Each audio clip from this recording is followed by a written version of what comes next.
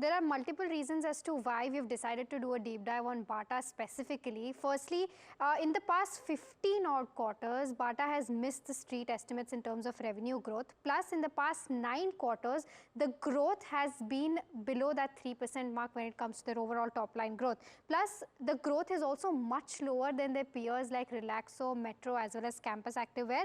Total borrowings is also on an increasing trend, and the ROC ratio is on a declining trend. Now, we'll try to break down each one of these in detail. In terms of the stock performance also, I mean, the stock has not done anything in the past 5 years, down 8% in the past 5 years, 1 year down 20%, and year to date also it's down around 19 odd percent.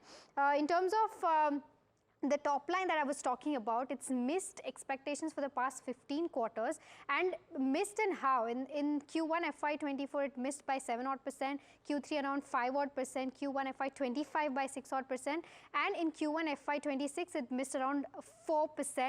So that was 400 basic points missed in terms of its overall estimates. Now, even in terms of the past 9 quarters, the revenue growth has been below that 3% mark versus that of their peers doing much better. In terms of Q1 FY24, the growth for Metro was as high as 15% versus that of Bata only at 1.6%. Even in terms of Q2 FY24, it was at 17% versus that of just 1% for Bata. Q1 FY26, there was a degrowth of 0.3 odd percent versus that of Metro growing at 9%. So that's been a similar trend. Metro and Campus both have been doing well. In fact, double digits, more than double digits for both Campus as well as Metro, but Bata has not been able to grow. And in the past 4 quarters, it's seen negative growth in terms of where revenues stand. Next, overall, why probably revenues are being hit, competition is heating up in this space. It's not just the listed companies, but also a lot of startups and new names that are coming up in the sneaker business is impacting the overall business of Bata.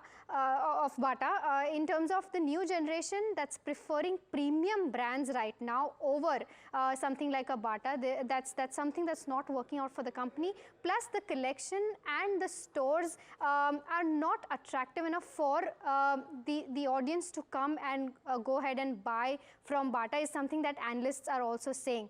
Online sales are not picking up for them despite of them having that online presence. So that is something they need to work upon. Now, in terms of the overall reasons as to why peers are doing better than where Bata stands right now, they're focusing on premiumization. Both Campus as well as Metro brands has been focusing on premiumization. Metro brands is bringing brands from across the globe to their portfolio. Plus, the online presence for both of these brands is much better than Bata right now.